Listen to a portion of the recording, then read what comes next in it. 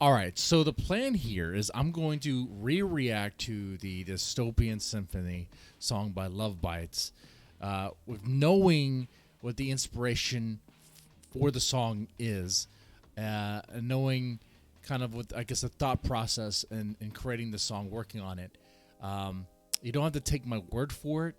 I know sometimes things get lost, but here literally is an interview with Asami saying that Dystopia Symphony is based on Beethoven's Piano Sonata Pathetic. Okay? Now, I wasn't that familiar with that work, but I have to say, having listened to that work, it is spot on, especially really the third part, the Allegro, if I said that right. I think it's Rondo. If I said that right. Sorry, the terminology might be incorrect, but I think it's Rondo. That part sounds. That is this Dystopia Symphony. I could show you. Let me show you that. Okay. All right. Kill the background music and crank this up to max. Pretty much. Check this out. What does this sound like to you? Ready?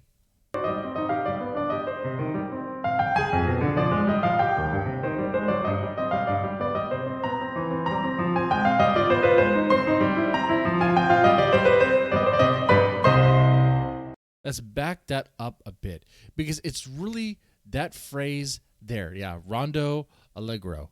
Okay, it's that phrase right here. Ready?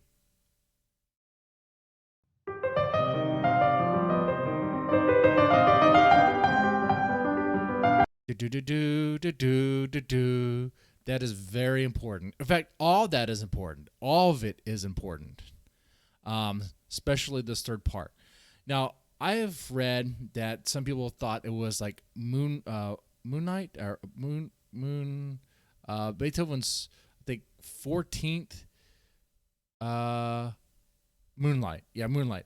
That was inspiration, and I can understand that because there are some similarities. One being that it's in C minor, but I mean, you have Asami flat out saying it was inspired by Pathetic, and you can hear it literally. So that is the source where they worked from, and they built from that. And I'm not saying that there aren't elements of Beethoven's Moonlight, in Dystopian Symphony as well. There could be. I listened to it. I listened to the chord progression they're talking about. You hear is it that that. Yeah,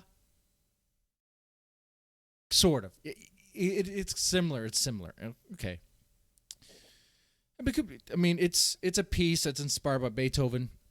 From what I understand from Asami's interview, which we'll play, is that the piece is to kind of showcase and illustrate the depression that Beethoven had experienced. There's people that say that he was very depressed, had like bipolar. I'm not exactly sure how they figured that out. I'm not the source on that. Okay, I'm just regurgitating what I've heard. Okay, so I won't be able to back anything I just said there. Okay, all right. So with that said, let's go ahead and first let's play this interview. And then we're going to react to Dystopia Symphony. Now, what's going to happen is the version for YouTube, Dystopia Symphony, is probably going to be cut out. Okay? All right? Because you've probably already heard it before.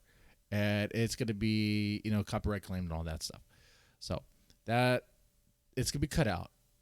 All right? But I'm going to save my commentary to the end of that song anyway. So, and then we'll go into the lyrics. Okay, so here is Asami talking about the song here. It doesn't look like so the subtitles are clipped out. That is unfortunate. It starts off saying, she says, the fourth song, Dystopia Symphony, is based on Beethoven's Piano Sonata Pathetic. Okay, she goes on. 4曲目のディストピアシンフォニー。こちらはベートーベンの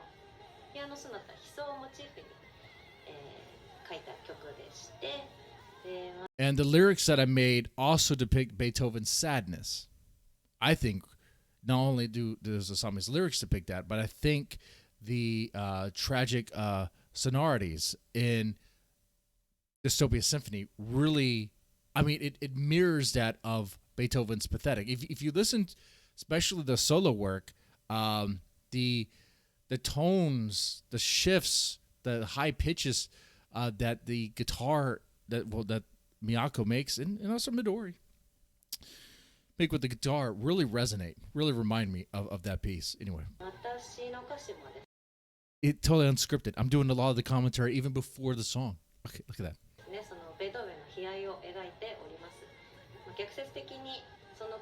It's paradoxically, it implies a desire to overcome hardships. I could hear that in that song. I heard that when I pictured that, I visioned that when I listened to Beethoven's Pathetic. Okay, something I could see.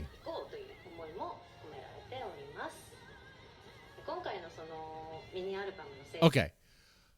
All right, and then she goes on to say this time the production for this EP, which is Glory to the World, has been mentally challenging for us under these circumstances. Okay. All right. Now let's get into the song. This is the version with lyrics, but like I said, I'm going to save my commentary till the end of the song, and then I'll give it then. Okay? All right? And then I have the lyrics over here on this, so we can just kind of go through it as well.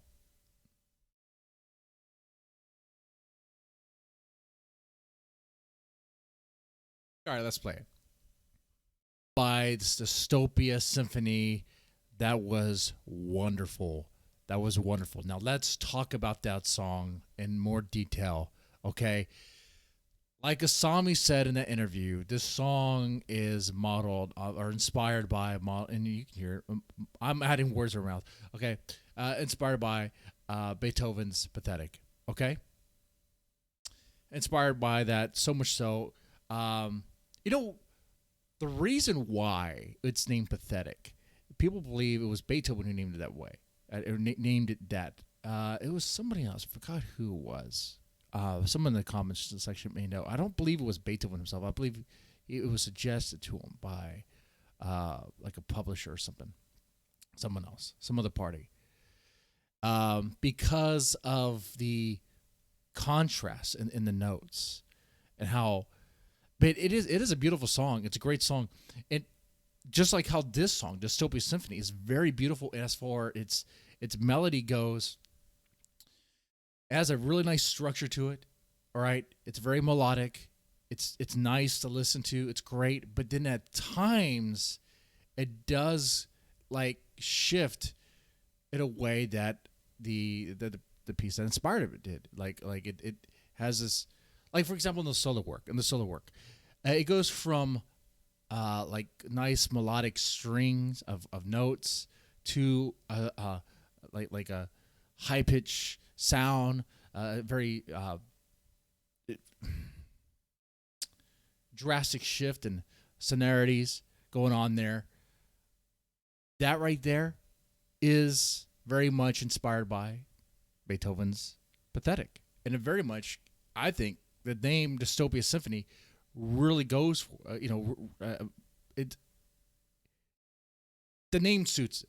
The name suits it because it really captures it. That's what I think. When I hear this song, I think musically, without even getting to the lyrics, musically, I hear trying to rise above, trying to overcome some sort of darkness, just rise to a challenge, but then not only do you rise to a challenge, but you feel like you can, you feel certain about it, but then there's that shift in the song where it's sort of a bridge, where Haruna's drumming is focused on, and you have the violin there. Some people don't really like that violin work. It's called symphony. You're going to have the violin there. The violin is there. It is a drastic shift in the song, a drastic shift that creates the dystopian element in this. Like the beginning of the song doesn't sound dystopian, but if you put it all together, you then get the dystopian symphony. It really, because you have the you know, rising above, you know, facing on a challenge, or, you know, with good strive, right? Good momentum, like you're feeling pumped up or whatever, however you want to explain it, describe it. Okay, all sort of, you know, poetic words that you could put in there, but then there's a clash of reality. Okay, that and it's a sudden shift musically, and I think it very much belongs in this song because it's exactly what the song is trying to portray, and it does that well. And then after that, it goes into the solo work, and the solo work is fantastic, phenomenal. These are very good guitars. Miyako, Midori, they're just fantastic. Oh, something else to mention in the solo work, the bass. I haven't listened to the song many times preparation for this. Miho did a wonderful job. Very mean sounding bass line going on there. Not complicated. And I say this, I'm not really a bass player. I played bass a little bit, whatever. And I could slap it a few times or whatever, okay? But it wasn't complicated. It's something that you could do if you've practiced it, okay? But it has a nice, mean sound to it. Combine that with Haruna's drumming, and you have the guitar coming in. Ooh, man. If you didn't picture in your mind's eye, if you didn't picture in your mind like some sort of dystopian wasteland, I don't know. That's what I saw. And visually, I had, like, I don't ever played Chrono Trigger, but like the dystopian future, or, you know, Fallout, you know, stuff like that. Okay, just a dystopian wasteland. That's what I saw there. But then once again, the song finds its momentum again after, well, like, not like the song like momentum. I mean, portraying the momentum of trying to strive and overcome the hardship, the depression that's bringing it down. So let's talk about the lyrics of this song. Now, this song, this piece I played featured lyrics. I'm not sure if it really captured, but so that you have a visual on the screen that's nice, I'll just go ahead and shift it to this. There we go. We have Miyako there. Let's talk about the lyrics. Let's do that. So the lyrics repeat. So I'm just going to go through the first part, and then that is it, because it repeats that. There's not a chorus.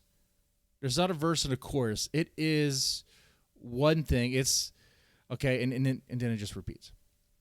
And that's fine. Let's see. So it goes, like it's an end of the world, making me fall apart, pushing me to the edge of the darkness, taking my breath away, and now it's taking away my emotion. What I see there, what I hear from that, I mean, you could take it very literal, right? You could take it very literal, like the world seems to be at an end.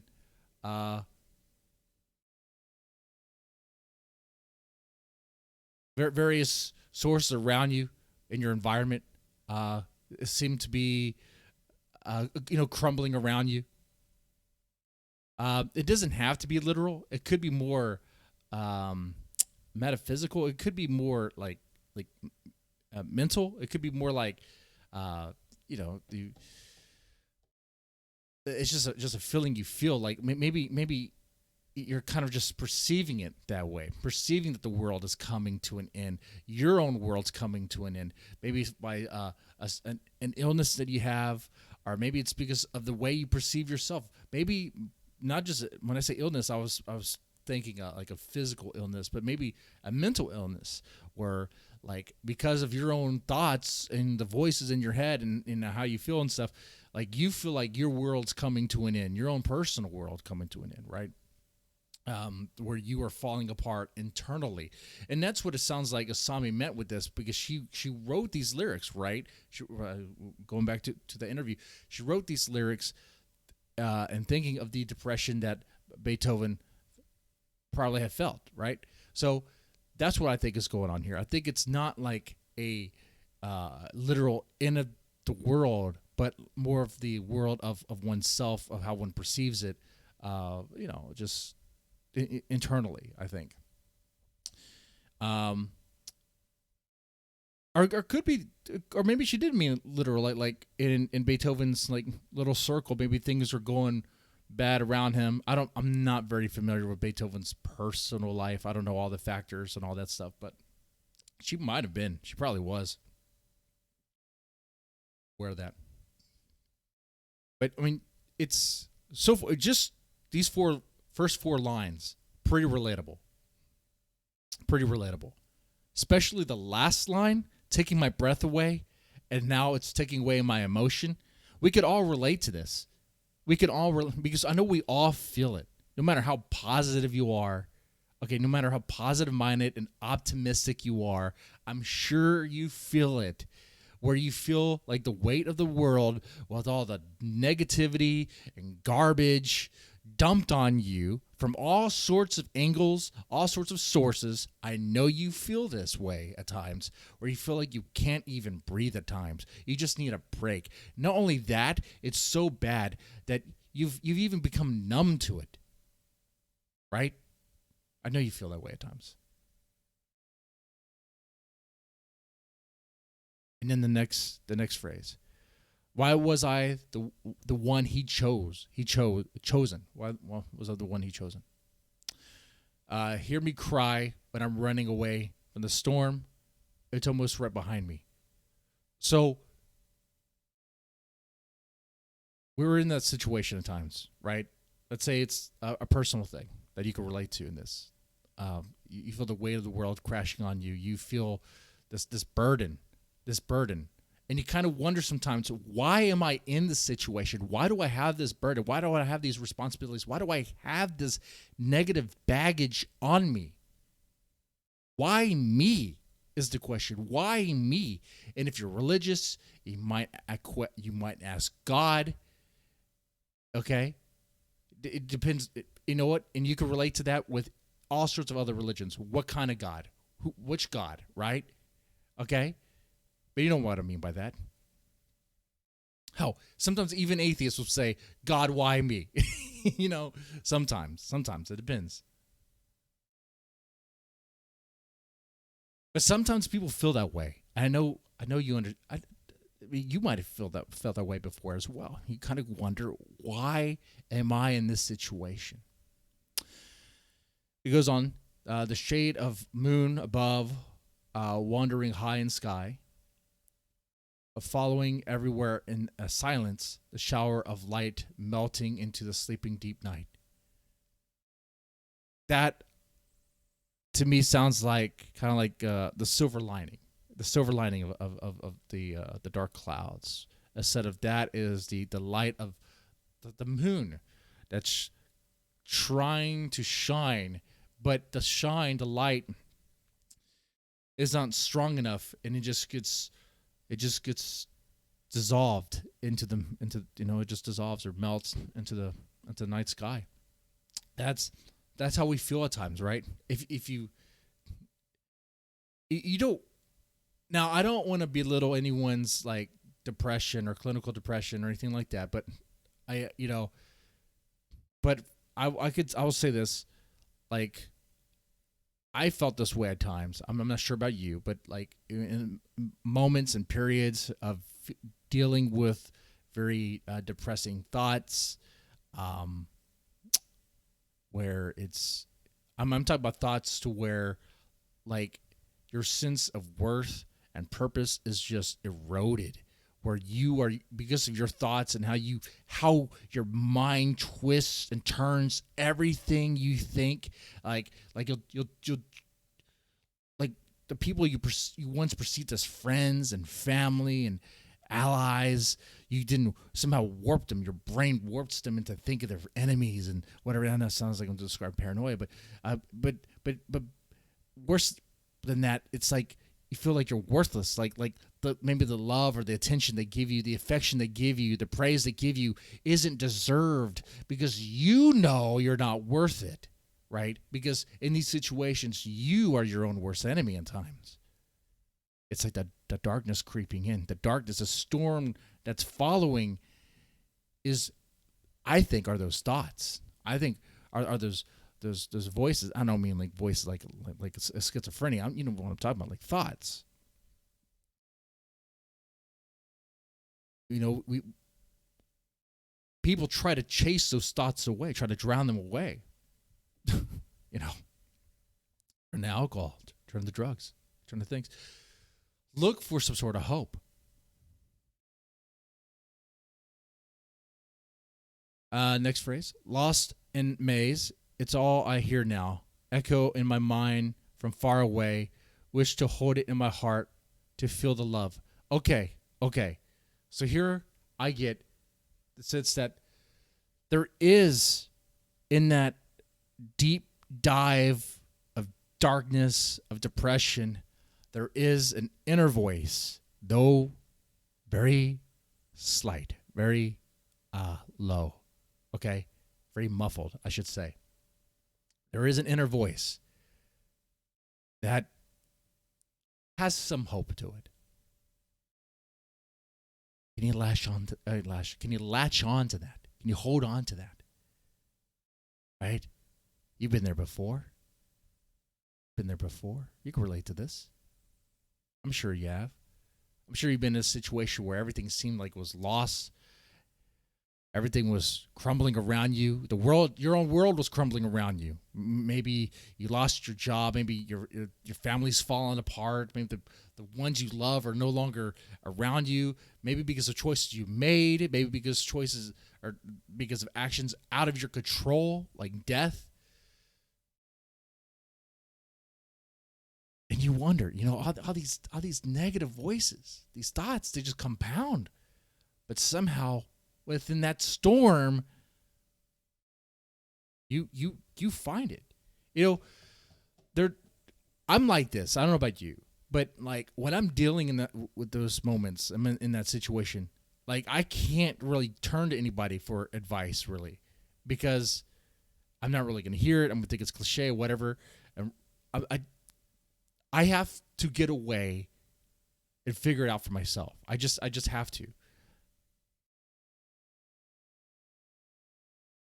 Anyway. All right. So then it says, God, heavenly light, shining in deep beneath, bringing a life to crystal bloom, heavenly bliss, lay me in peace with this melody.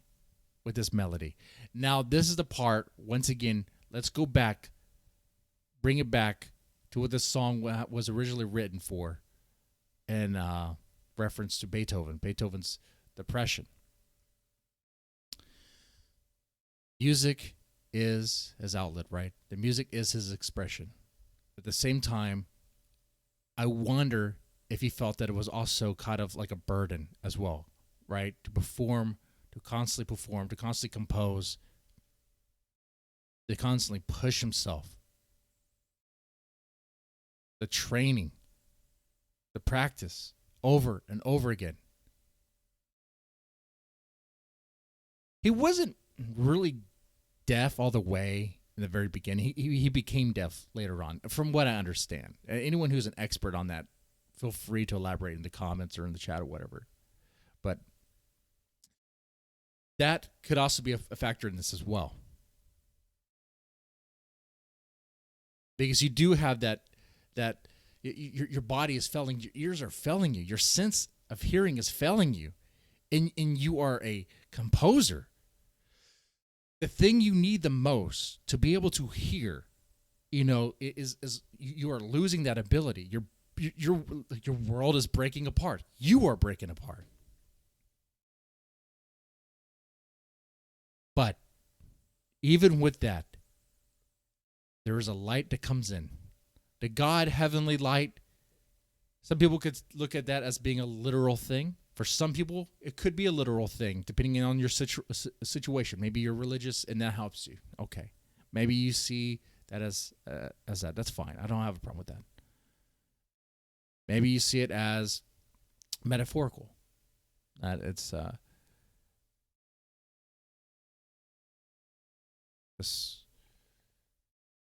whatever it is, whatever it be the inner voice that comes in, or the that slightly less negative thought, or a little burst of optimism, whatever it is that creeps in, that shines actually in this way. It shines because you realize that there's a revelation, I guess.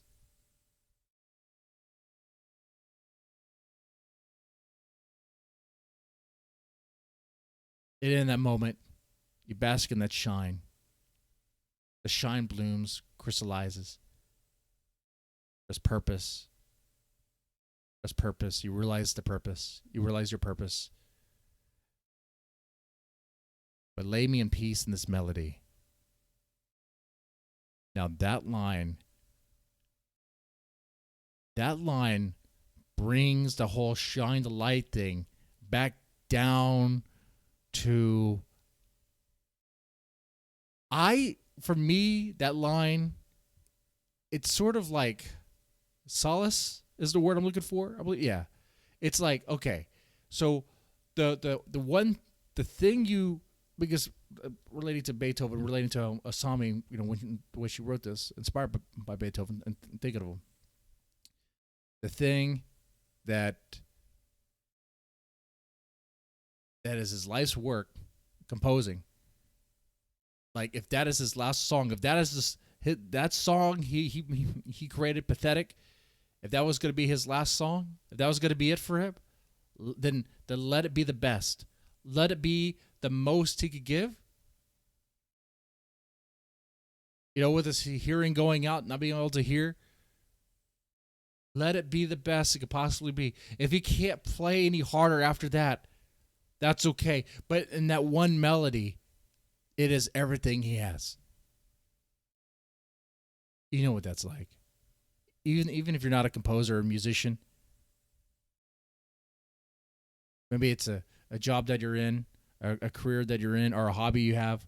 Maybe it's maybe you're athletic and there's that. Or you will sacrifice. In that line, I hear sacrificing part of yourself for your craft, for something that you're going to lay down for this melody, for this melody. That's why I think.